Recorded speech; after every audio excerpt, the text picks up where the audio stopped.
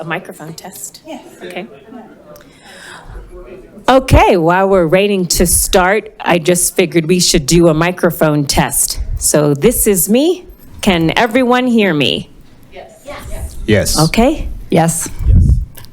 Oh, try again. Yes. There we go. Yes.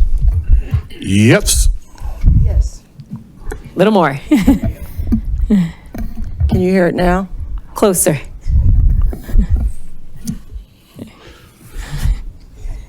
How about now? Maybe the other one. The other one was better. Can you hear me now? I don't know what to do unless I scream. This is the way I talk. Yeah, try the first one you had, actually. Yes, That's good. perfect. We'll get there. Okay.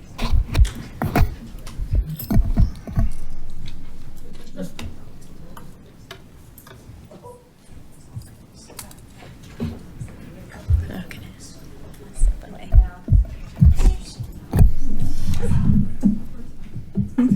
Yeah. Oh, I don't think he knows.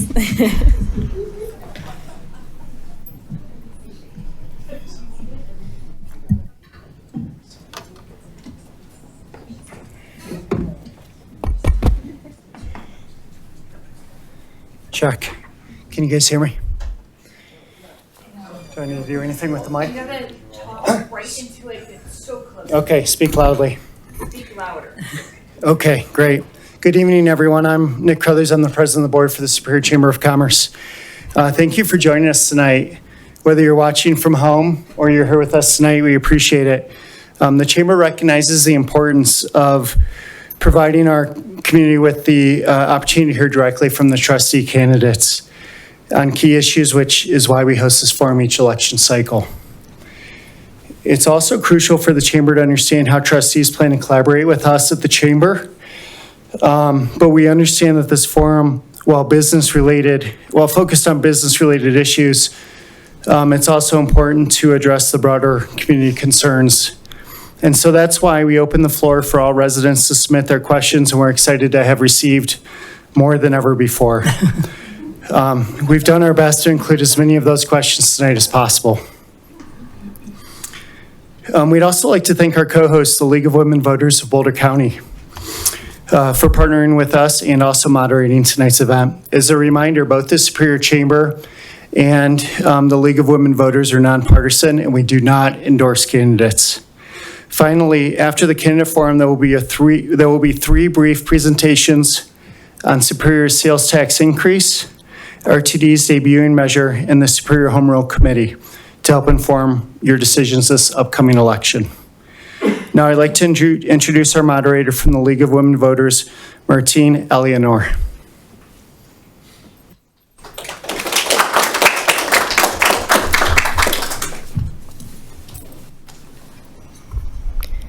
I'd like to ask all audience members and candidates to please turn off all electronic devices or put them in airplane mode.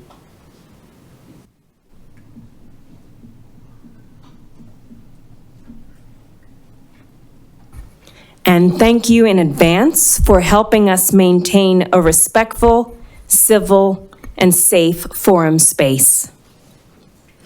Welcome to the Superior Town Candidate Forum, sponsored by the Superior Chamber of Commerce and facilitated by the League of Women Voters of Boulder County. My name is Martine Eleanor, and I am a proud member of the League, and I am pleased to serve as moderator for tonight's forum. The League of Women Voters is a nonpartisan political organization. For over 100 years, we have encouraged informed and active participation in government and influenced public policy through education and advocacy. The Superior Chamber of Commerce's mission is to strengthen, support, and promote the economic vitality of our member businesses and the community of Superior. Neither the League nor the Chamber supports or opposes political candidates or parties. Now to the forum. The Superior Board of Trustees adopts ordinances and resolutions, appropriate funds to conduct town business, and provides policy direction for town governance through town staff and advisory groups. The trustees are elected for 4-year terms. For the November 5th, 2024 municipal election, Superior voters can vote for 3 candidates from those running for town trustee. The 3 candidates with the most votes will fill the 3 vacancies on the board. Note that candidate Bob McCool is on the ballot but is no longer running, so votes for this candidate will not be counted. The format for tonight's forum will be as follows. Each candidate will have 1 minute for an opening statement. We will then begin with questions that have been submitted electronically. Questions have been reviewed by volunteer screeners for clarity, and we have combined several similar questions into one question on that topic. We will try to ask as many questions as possible as time allows.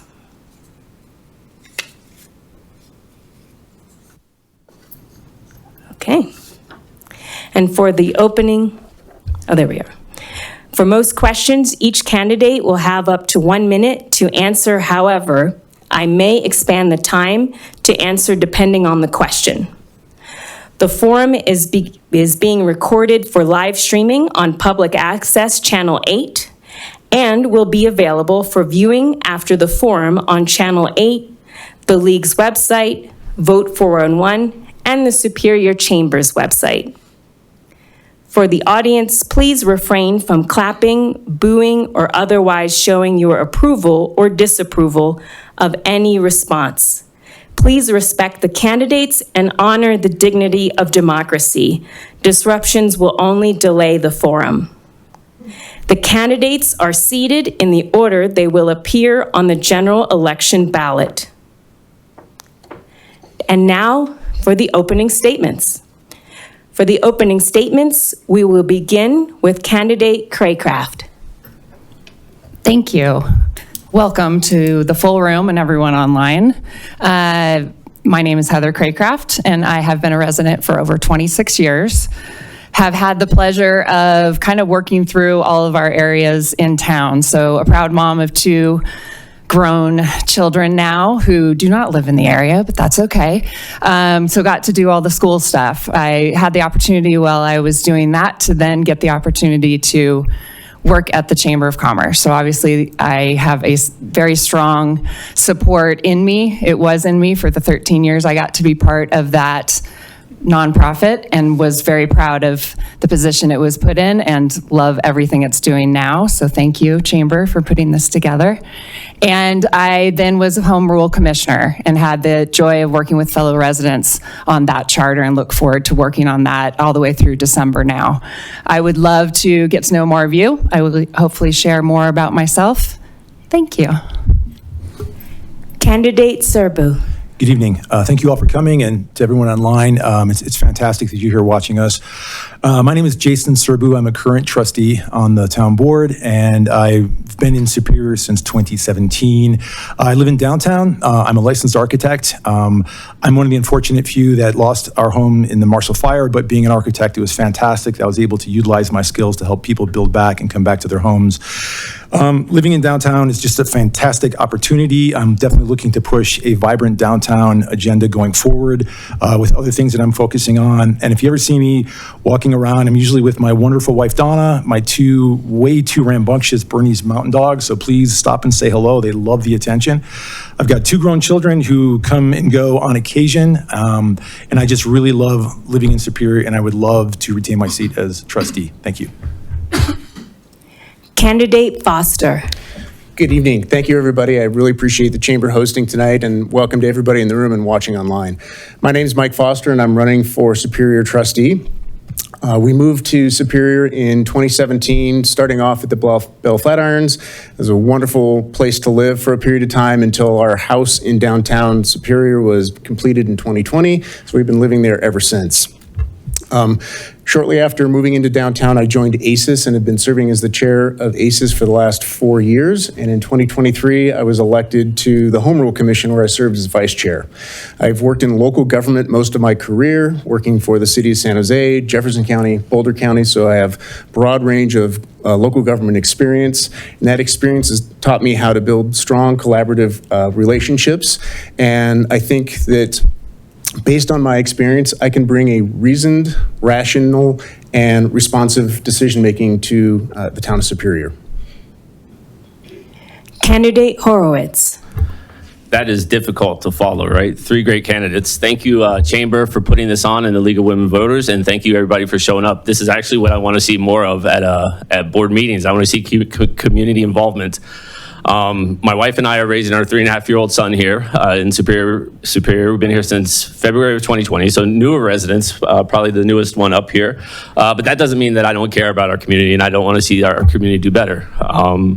So I thought about, writing an opening speech, but that's not who I am. I'm not going to sit up here and read a piece of paper. So I'm just a guy. I'm a community advocate, a father, somebody that wants to see Superior do better. Candidate Kupfner. Can you guys hear me all right? Good. My name is George A. Kupfner. I'm a resident of Superior, been here for 40 years. I'm as native, politely saying it as it comes, grassroots as it comes. I survived the fire in 2021, the Marshall Fire, got burned out, and I survived the flood in 2013, and I didn't get washed out, and I'm still here. I have 25 years of intergovernment working as a subcontractor for the town of Superior, which I no longer do. My policies are, we need to have a stronger community. We need to build a future for the youth of our community.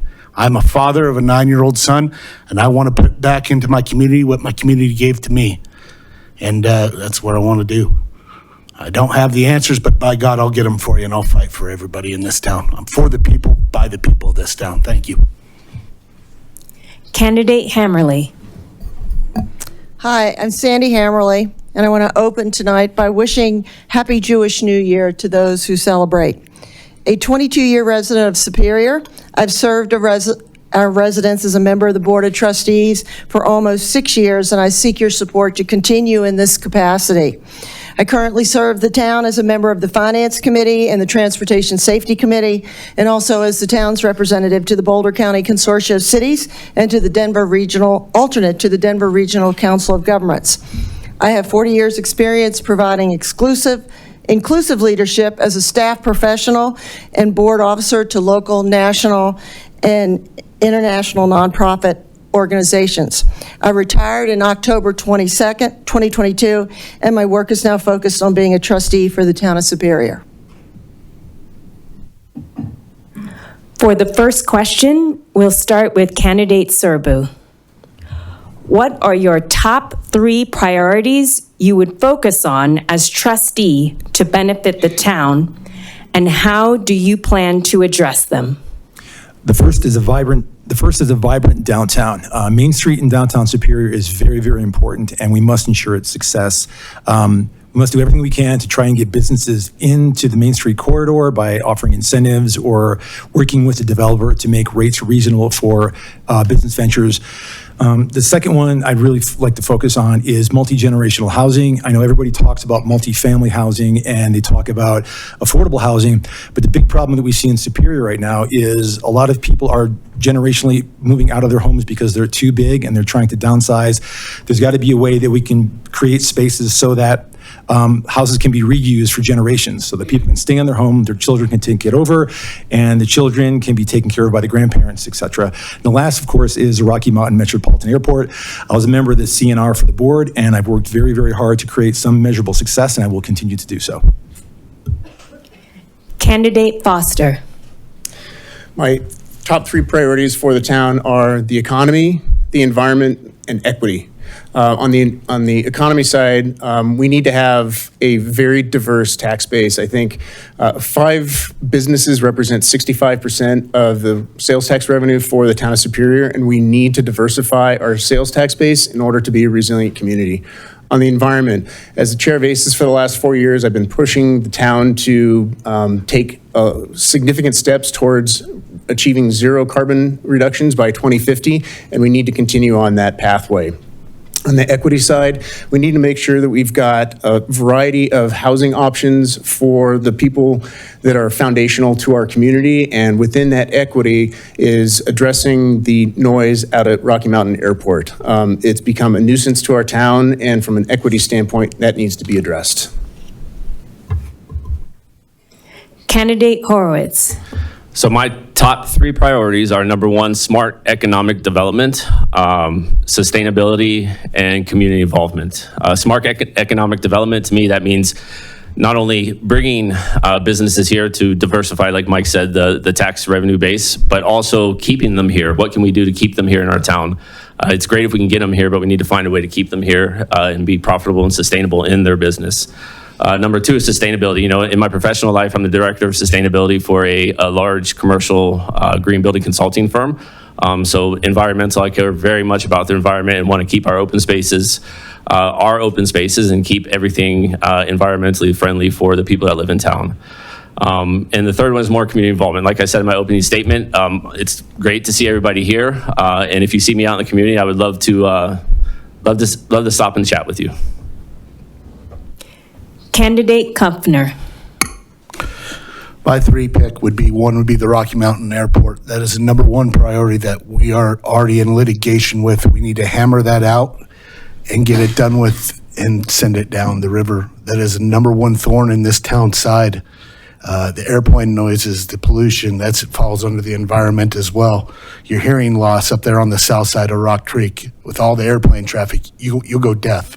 That's the number 1 issue I feel as a candidate that needs to be addressed. Number 2 would be environment studies, open space. I love open space. I think we all love the open space around town. We need to keep that safe. We need to keep that in, I guess, politely saying, I'm looking for the word that will come to me later on. But number 3 would be the taxes too. We need to figure a way to diverse our taxes for our local community as well, for our residents. Candidate Hammerly. Thank you. Number one priority for me is mitigation of the safety and quality of life risks posed by RMMA. We have embarked on a lawsuit, and I am 100% support of us taking it to the end. However, we cannot forget that the risks posed by Rocky Mountain Airport will not go away just because we solve the noise and quality of life issues. Number 2, we have to continue our support for Marshall Fire, families impacted by the Marshall Fire. We have about 65% of our residents have returned home, but we should not be satisfied until everyone is home. Finally, we need to fix our roads and community gathering spaces, and in order to do that quickly, we need to support the tax issue that is on, sales tax issue on the ballot. Candidate Craycraft. Thank you. Like many of us, obviously we work well together, is economic development, making sure the balance of our community is both residential focused as well as businesses, and how do we collaborate to make those seamless and benefit all of us. I also would love to really delve into our transportation. In the past, we've had options that were there and then were taken away because we were not using them, and I believe they're things that can help our businesses thrive, as well as many of us get around, whether we're older or younger. Thirdly, I am also part of the Marshall Fire family, fortunately or unfortunately, but through that transition, I learned a lot, and I would love to be part of that solution moving forward with those who are still making decisions, battling through, or really just need some encouragement to finish strong, because that's how we do it here in Superior. Thank you. For the next question, we'll start with Candidate Foster. If the town's sales tax ballot measure passes, Superior will have approximately $20 million from bond proceeds. How would you prioritize and allocate those funds? And what specific projects or initiatives would you focus on to serve the community best? Great question. Yes, I do support the sales tax measure for a number of reasons. One, it's going to add 31 cents to every $100 that's spent here in the town. And 70% of that sales tax revenue comes from people that don't live in Superior. So for all intents and purposes, other people in other communities are helping to pay for Superior amenities. I would prioritize those by finishing the Rock Creek Parkway roadway, and then whatever funds are left over, I would focus on pools, playgrounds, and parks. Building out those amenities, replacing those amenities that are past their useful life. With that in mind, though, we also need to look at how we can cut some spending to free up operational dollars, and I've got a number of ideas and plans on how to do that. Candidate Horowitz. I am in favor of the sales tax measure. Like Mike said, 70% of the revenue comes from outside of the town of Superior, and that 70% are the people that are putting the stress on our roads and the infrastructure. So it only makes sense to get that money from them to help us rebuild our roads to what we need them to be.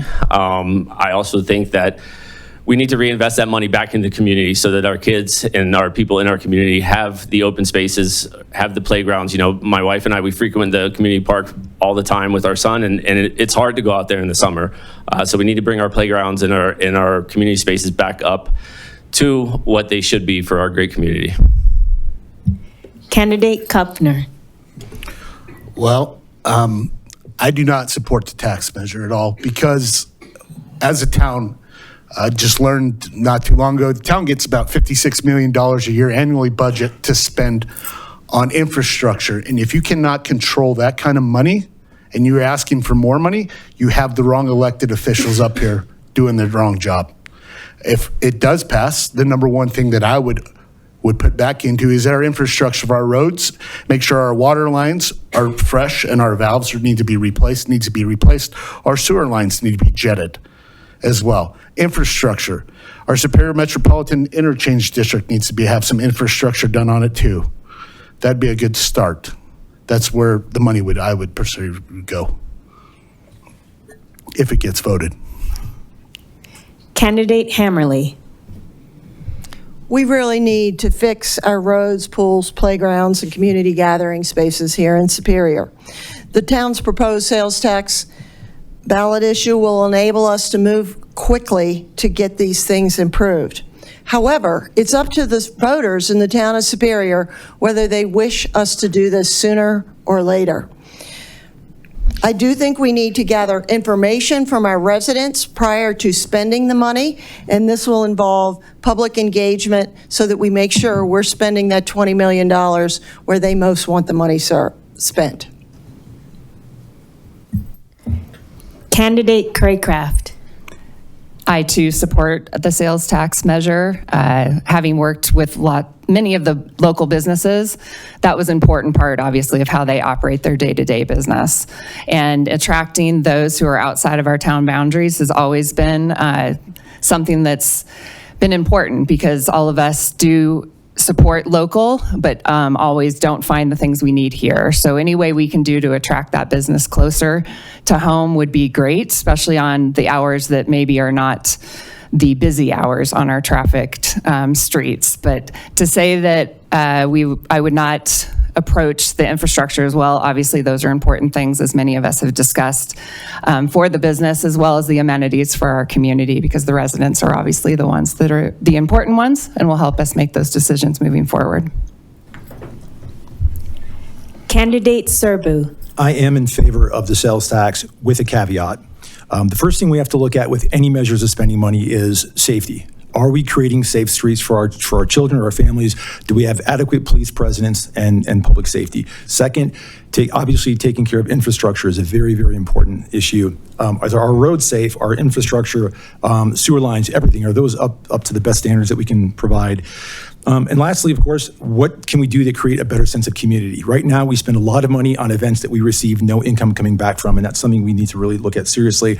And lastly, as a board that's very, very interested in the welfare financially, we have to learn how to say no to things which aren't beneficial, that we're putting money towards that we just don't seem to be getting benefit out of. We're wasting a lot of money on things, and we're asking the residents, and that's the caveat, we're asking you to give us more money. We have to prove that we're very, very good and financially responsible. The next question will start with candidate Horowitz. What does equity mean to you, and how will you work to apply an equity lens to community issues? I mean, to me, equity means that everybody gets a voice, right? Everything's not always fair, but I believe everything should be equitable. So if we involve the community more and hear their voice, we'll definitely have a more equitable community.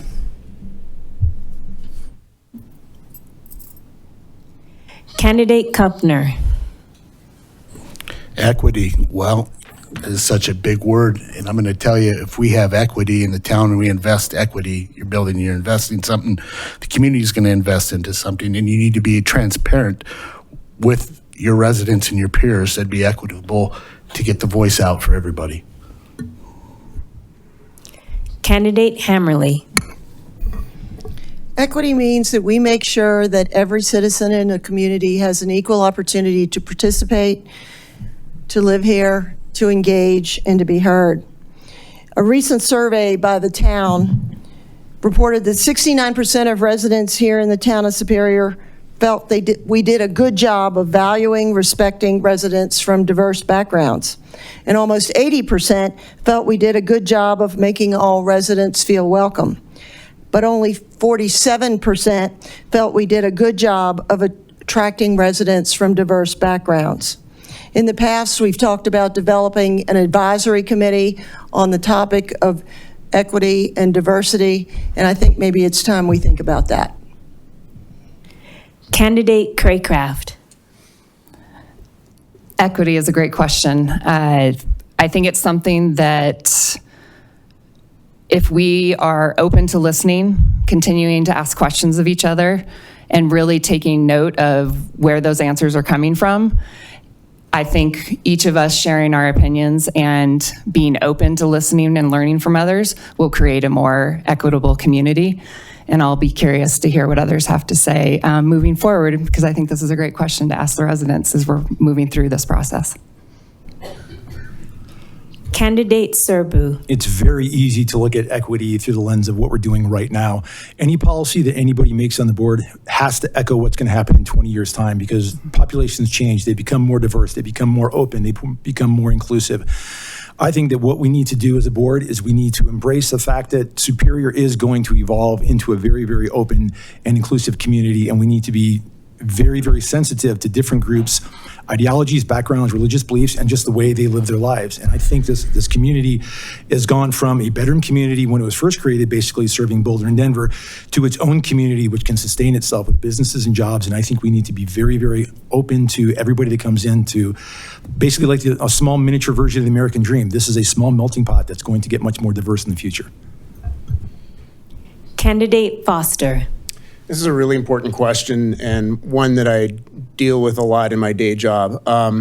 Equity for me is making sure that we have a welcoming and inclusive community. Having a very diverse community is also a more resilient community. The way I think of this is the rainforest and a lodgepole pine forest. A lodgepole pine forest is a single species that is very susceptible to disease, bark beetles, forest fire. It's not a very resilient community. But if you think about the rainforest with the multitude of species, plants, and animals that are living there, all with their differences, but living in harmony and living in synergy, you have a very incredibly resilient community. So if there's a pest that comes through, the ecosystem remains strong. So for me, having equity, diversity, and inclusion in the town is incredibly important to me, and having a wife that's biracial, it's something that's near and dear to my heart. For the next question, we'll start with candidate Horowitz. What is your current stance on the Rocky Mountain? Oh, I'm so sorry.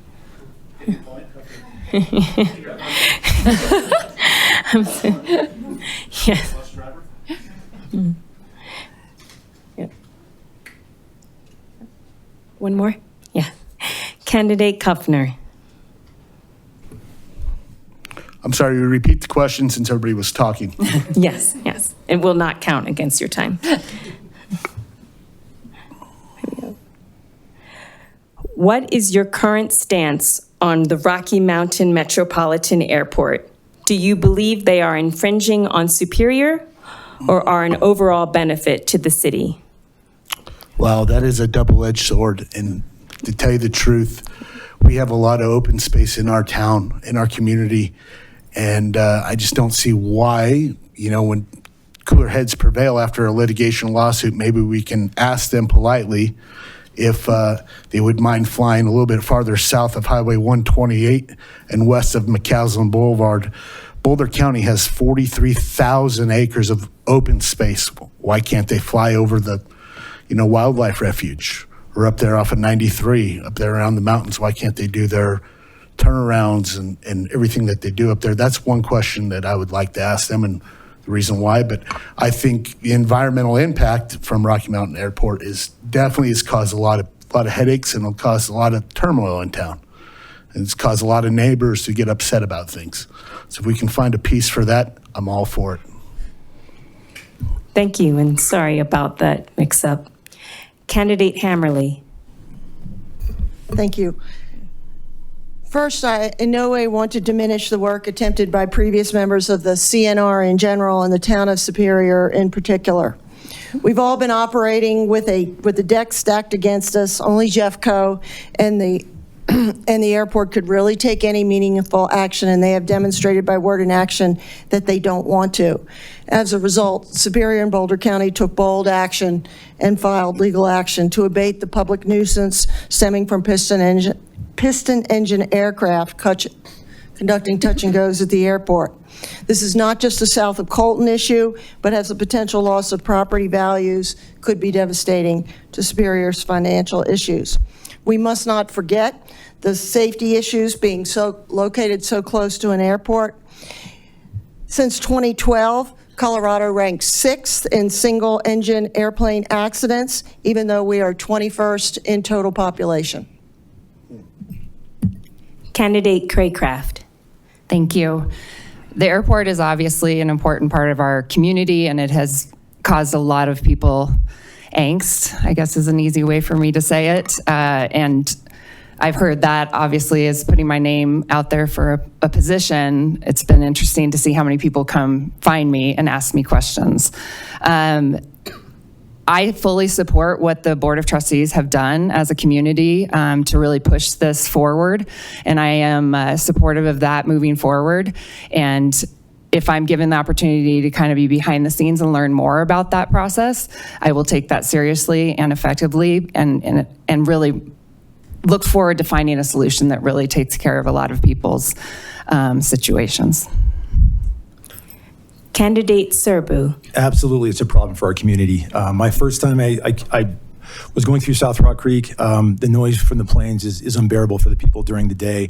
The first thing that I took, my day one being a trustee, I took the airport and the CNR because I thought there was a way to solve this. And I believe there's incremental solutions that we can do, and I've been working on those. I'd love to see the lawsuit play itself out, but frankly, it's going to be another 6 months to a year, and then there could be, they could contest that, and it could be another year and a half. What can we do right now to make this community better for our residents? The nighttime flight pattern that I created, which is voluntary, has been working, but it's during the day hours, which are causing a lot of problems for the residents. And overflights and just the sheer volume in the air is causing a lot of people distress, and that is not healthy for a community. One thing that I'm going to continue doing going forward is to working with the flight schools and with the aviation community to create a new plan that is going to be pushing some of the hours in the mornings from Saturday and Sunday morning to the 30 right, which is going to give people some hours to sleep. And I'd love to be able to chat with that later more. Thank you. Candidate Foster. Solving the airport noise and lead pollution issue is of critical importance to the town of Superior, and I fully support the town's lawsuit to try to get relief from that nuisance. If I'm elected, there are 4 things that I plan to do. One is to invite the Jeffco board and the airport director down to the town of Superior so they can experience firsthand what the noise is like. And hopefully, through raising awareness, that gives them some empathy for what our residents are dealing with 24/7. I'll also push to ensure that the leaded fuel avgas gets phased out. I know that was promised to be this year, and it's been kicked to next year. So I would really push hard to make sure that gets phased out in 2025. I would also push the Jefferson County Commissioners to stop all nighttime flight school flights between 11 p.m. and 6 a.m. to at least give some of the residents a little bit of relief during those nighttime hours. And then lastly, I would work with the residents to potentially organize a protest to show up at a Jeffco board meeting. And if we can get 500 residents to show up, I guarantee you that's going to make the news. Candidate Horowitz. I think the question was, are they infringing on Superior? And I 100% agree that they are. And I think that's probably the number one question that all 6 of us have been asked as, we threw our name in the hats for running, is what is your stance on the airport? I fully support the board's decision in the litigation that's currently going on. I was talking to a Superior resident yesterday, and he gave me some alarming facts, which are the ones that Sandy just told y'all. Number 6 in the country. I think everybody hears the noise. That's what's in front of you, right? But they're not thinking about the safety issue that's going on over our town. I think if we get people to listen through the lens of this is a safety issue and this could happen to our town, people are going to listen to that on a higher level whenever a safety issue comes up. If you think about, unfortunately, in our society, nothing gets done for safety until something happens. So I will continue to push to make sure that something does not happen in our town.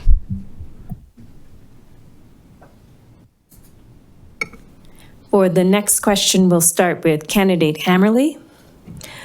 What do you believe is the best approach for the town to incorporate affordable housing? Considering its importance to local businesses in attracting and retaining employees, how would you ensure that affordable housing is effectively integrated into the community? The town of Superior has a bit of a problem. Most of our land is developed. However, we have done things as a board already to ensure that at least when new development happens, that at least 15% is affordable housing. The most important thing we can do is to make sure that when developers come to our community, that they have access to state and local or county funds that we are all contributing to as taxpayers. Our effort needs to be to support as best we can locally, but we have limited resources, but make sure and support access to county and state funds that will help build these developments. Candidate Craycraft. Yes, the housing issue can span, I think, a whole lot of different subjects. This particularly, in my opinion, is something that I would love to see kind of become more of a county-wide effort. If we don't have the land, how can we partner with a neighbor who can do that, and how do we support them in that? It's really about that collaboration and trying to take care of those who need it, especially for those that we need to be working in our businesses across the county, and how can we do best practices for everyone, helping others get their homes locally, and also support the businesses at the same time. Candidate Serbu. Well, the unique challenge Superior has is the majority of our buildable land is gone. It's been built upon already, and we haven't taken adequate steps to ensure affordable housing. One way, obviously, going forward is to work with developers and guarantee that they do a certain percentage of affordable housing, but I don't think that that's really going to get us where we need to be. Excuse me. We always push for 80% AMI, and the people that we need are 30% AMI. These are the people that truly need affordable housing in Boulder County, and specifically in Superior. If we are going to try to say, it's the same conversation of we need people to, cook our food and clean our houses and cut our lawns. 80% AMI is not going to get that. 30% AMI will. But even that's not going to work because we don't have anything to build upon. So I think the next best thing is multi-generational housing. Forgive me if I read this, but it'll help us reduce the housing shortage while simultaneously allowing our residents to age in place for generations and the same family to live together. A family wealth can be built this way by allowing future generations access to communities that they were once currently priced out of. And the generations help each other. Thank you. Candidate Foster. Having a diversity of housing options creates a much more dynamic and thriving community. Looking at opportunities to build on what the town has done with ADUs, look for opportunities to create and build townhomes, condos, duplexes, things like that, things that help first-time home buyers get into the market so they're not having to buy a $1.2 million home. It provides empty nesters opportunities. I'd worked to remove regulatory barriers that are in the way right now for some of those condos and townhome developments. And I'd also just continue to look for other tax incentives and outside dollars from the federal government and state government to help us achieve this. By building more diverse housing stock really affords more folks to live in Superior, and having a more diverse community is a more dynamic community and a more resilient community. Candidate Horowitz. This is a problem that's not going to be solved in any 4 years that we're elected to, right? Superior is an affluent community. A lot of people don't even understand that we have a crisis here, and it's not only a crisis here in Superior, but statewide, nationwide, and affordable housing crisis. And like many of the other candidates mentioned, we don't have any land to build on, so we have to get creative. I like the idea of partnering with the neighboring counties, neighboring municipalities, but we have to get creative when we want to do that, right? There's federal funds out there on the federal level, state level, and then also on the county level. So any plans that we come up with, it's nice to say that the developers are going to come in and we're going to mandate them, but there's no land left to build, right? We have very limited land. So there's Marshall Fire lots for sale behind us, but those funds have to come from somewhere. So we're going to have to get creative and work with everybody to solve this. Candidate Kuffner. Affordable housing is a very huge asset here in this town. I feel if we had some affordable housing and we brought affordable housing to this community, it'd be very diverse, like Mr. Foster said. But at the same time, what is affordable housing anymore? Can you question what is affordable housing? The average income to live in town, you need $100,000 to live in town just to get by. Is that affordable? That's a real feasible question to ask. Is that affordable living? We need to make it affordable. We need to make it affordable, maybe some Section 8 housing for our Boulder County residents. People that are down on their luck, give them a hand up and a hand out at the same time. I think this town could pull it together. I know there's some lots and I know there's some land here in town still to build it. Thank you. For the next question, we'll start with candidate Craycraft. What are your plans to better engage with and support home-based businesses in Superior, helping them grow into brick and mortar establishments that can create local jobs and contribute to the town's economy? Thank you. Another excellent question, one that I love.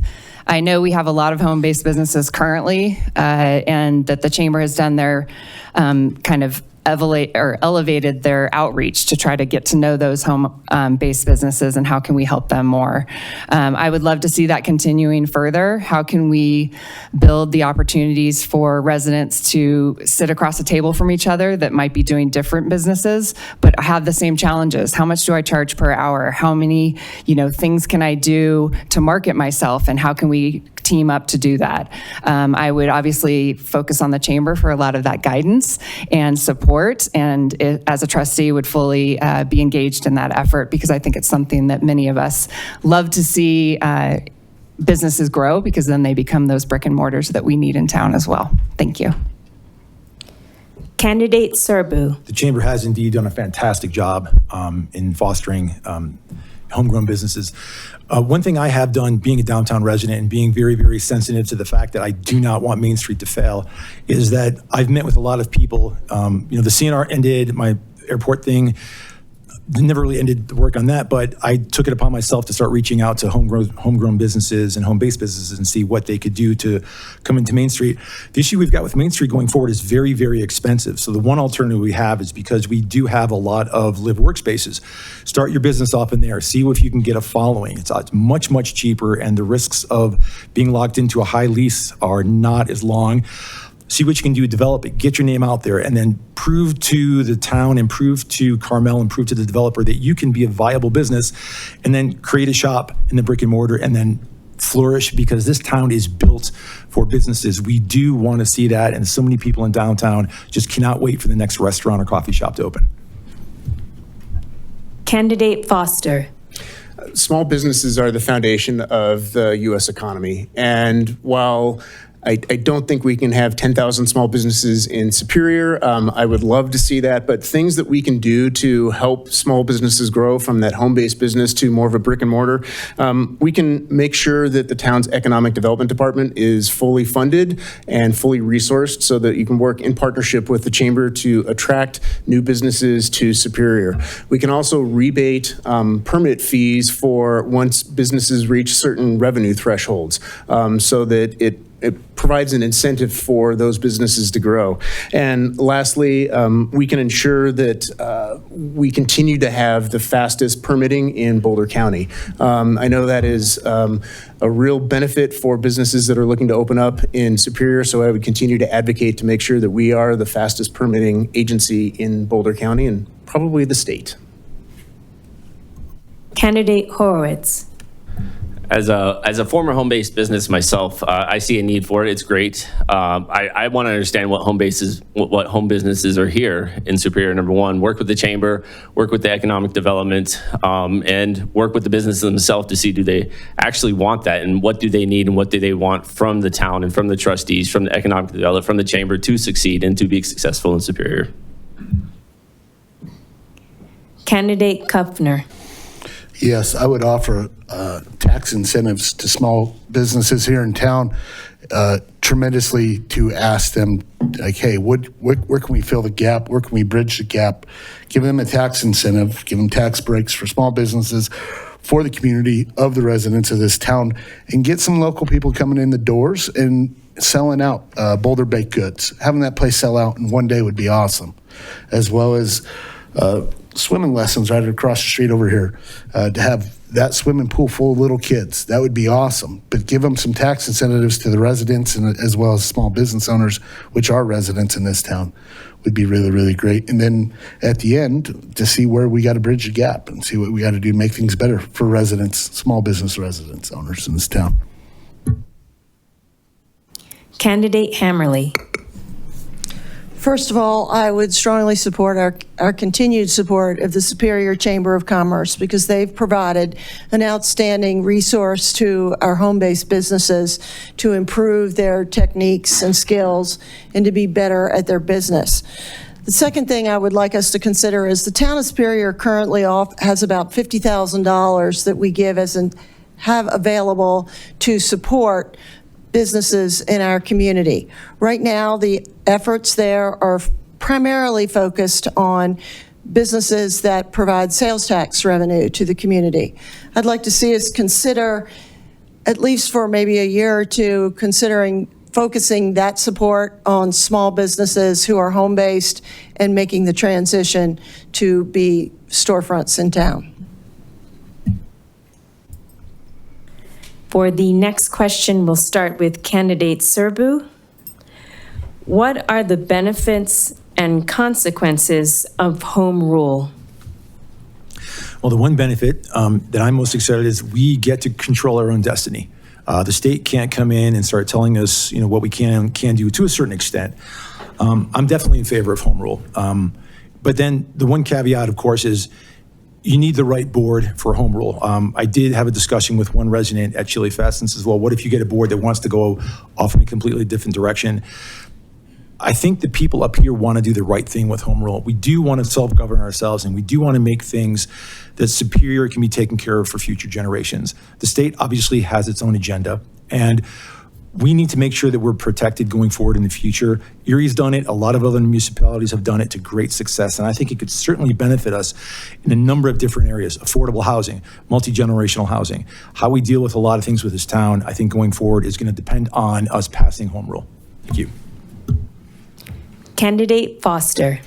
As a home rule commissioner, this is something that's very near and dear to my heart, so I appreciate the question. I obviously support home rule, and I think the most fundamental thing that it provides for the town is freedom to choose our own destiny. The state, once we go home rule, the state will no longer be in a position to take legislative action that as a town now, we would be forced to implement.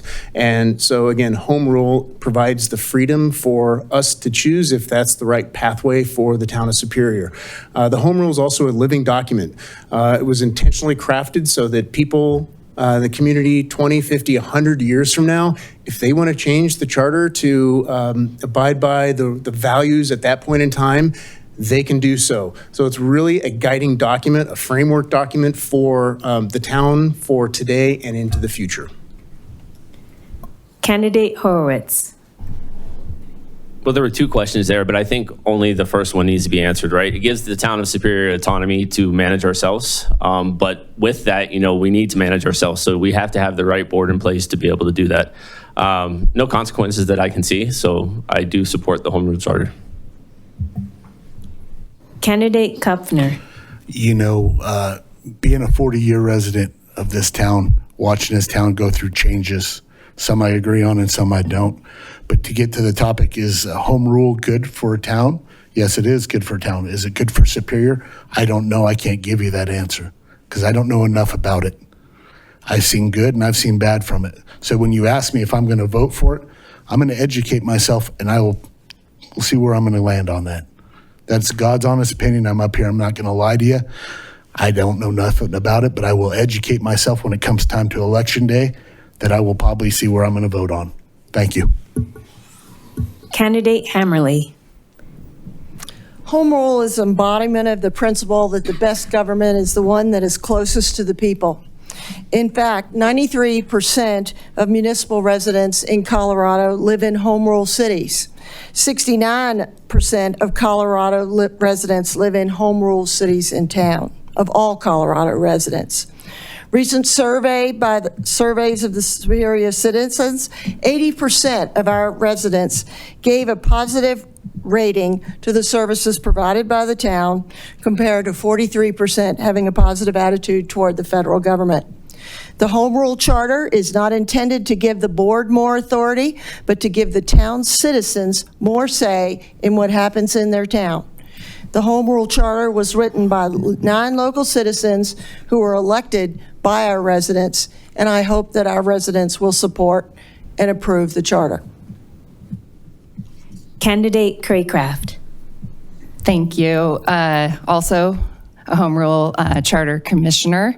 Had the honor of working with my fellow commissioners, and really, I think we all kind of looked at each other at the end of that 6-month time together, and really were proud of the document we put together. We took the things that worked really well in the community and knew that they would last the length of this, whether it be 50 years, 100 years, and then took the things that maybe needed a little bit more high value, the areas in which we see as value as our residents. And obviously, it's been spoken here tonight, open space was a large focus of that document moving forward to protect this area that we all love. So I really look forward to inviting everyone, including Mr. George A. Kupfner, to one of our 4 series of events that we'll be having from now until December, when we do get a chance to vote on that home rule, and we'll talk more about it. For the last question of the evening, we'll start with Candidate Foster. For this, you will have 90 seconds. What is your approach to problem-solving complex issues with multiple conflicting perspectives? Sounds like my last job interview question. My approach is really engagement. Engaging the community, engaging subject matter experts, trying to understand what the root of the issue is, collecting as much data as is available so that it can help me with an informed decision-making. We live in a democracy where people get a right and have an opportunity to weigh in on decisions that impact them, and I fully embrace that. if I am fortunate enough to become an elected official, I want to hear from the community on what's important to them, as well as there's ideas and solutions or potential solutions to those challenges that the town is facing. I am not a person that has every single answer. I am curious, I'm inquisitive, and I want to have those conversations so that we can figure out a pathway forward and what the solutions are together. Candidate Horowitz. Yeah, much like Mike, this is what I deal with in my everyday life. I run a team of multidisciplinary consultant, project managers, engineers who have to constantly work out problems. I'm collaborative. I bring people to the table, listen to their answers. Like Mike said, I don't have all the answers, but I want to hear the ideas and suggestions that the town of Superior has. We live in the most educated county in all of Colorado, right? And I've seen, talked to many people, seen comments. You all have a lot of great ideas. So I think getting the community together more, bouncing ideas off each other, workshopping, understanding what your needs are, how the ideas that you have to solve those needs, and just bringing everybody to the table to have a voice. Candidate Kupner. Well, a lot would be transparency when it comes time to resolving an issue. You want to be transparent with your peers and your community. And also, number one thing is lacking is you got to have common sense. Everybody needs to look at it, both sides from the table with common sense, how to resolve an issue. Both sides need to come 50-50 to meet in the middle. And when you have a resolution to solve a problem, you're there. You're step one and step two. You just got to sign the document, and step three, it's over. So I think a lot of it would be transparency with the community, reaching out and putting it on hold. And if you ain't getting a lot of transparency with the community and the community's not involving coming back, put it on hold. Make it last longer. Put that out more for the residents. Go beat on doors. As councilmen should be able to talk to the residents about transparency issues with no questions asked. These people elect us to sit up here. We're for the people, by the people. We need to be transparent as we can be with our residents. Candidate Hammerly. I have more than 40 years' experience working with nonprofit organizations who often operate on a very limited budget and have to respond to many, many, many different opinions. The most important way to solve any problem or address any issue is to listen and learn. We have a tradition and here in Superior that we do not make decisions without engaging and listening to our residents. Personally, I depend very heavily on what I hear from our residents. I may come into a meeting having done a lot of research and have an opinion, but what I hear in the boardroom and in emails from our residents is what helps me make the best decision. That to me is the most important thing we need to do, and if we do that as trustees, then we've done our job. Candidate Craycraft. Thank you. I like to be surrounded by people who compliment me, who teach me every day, who bring facts to the table, who I can continually learn from. I think that's what I've loved about living here for so long now, is the backgrounds of everyone and what I get to learn from you. Coming up to a solution, whether it be as residents or if I have the honor of sitting up here, it would be looking around the table and saying, what is it you think? Why is that you think? And what is it going to take to have us meet to that conclusion that is the best for our community? I enjoy doing that. Obviously, none of us want to have any confrontations, but I also am comfortable with sitting here and looking across the table and saying, I don't agree with that, and I will vote accordingly. So I look forward to that. Candidate Serbu. I think it really comes down to who's the person sitting across the table. Can you empathize with the issues they're having? Everybody has a completely different worldview, and my worldview could be completely different. I have to be able to figure out how I can understand why they're feeling the way they do and how I can adjust my position to help them. It's a really simple thing. It's just based on empathy and understanding and the willingness to listen. Everybody has a different issue on things. Everybody has a different ideology and viewpoint. And if we're humble enough to realize that we don't know all the answers, but we're willing to look into these for the people, the community members, the people that live in Superior, we can make a much, much stronger community. When I was in college, I volunteered at a homeless shelter. And although I came from a very humble background, it was a shock to me of a completely different world set of people. And understanding just how people get to that situation made me much more empathetic and enjoying the job as a volunteer because it was something I was completely unaware of. I was inexperienced. I was unexpecting of this, but I thought, you know what? This is a great opportunity to see how other people live, go through life, and what can we do on a daily basis to create change, to improve their environment, their living, and just their worldview. If we can improve the world for one day for one person, we've done our jobs. Thank you. On behalf of the League and the Superior Chamber of Commerce, I would like to thank our candidates not only for their participation in tonight's forum, but also for their participation in the democratic process. Running for office and serving as an elected official is hard work. Thank you to our forum volunteers for their essential help. A huge thank you to our 2024 Platinum Level election sponsors, Premier Members Credit Union, and Wana Brands.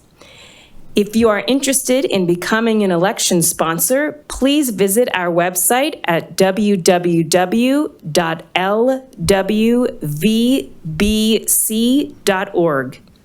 And finally, thanks to the forum audience, both here and viewing on TV or online. It's up to all of us to make sure we respect and work to protect our democratic processes. We encourage everyone to go out and vote. For more information about the upcoming election and the candidates, please go to the League's voter information site. That's vote411.org. And remember, democracy is not a spectator sport. As we adjourn the candidate forum and move to a review of the ballot issues, please join me in a big round of applause for all of our candidates.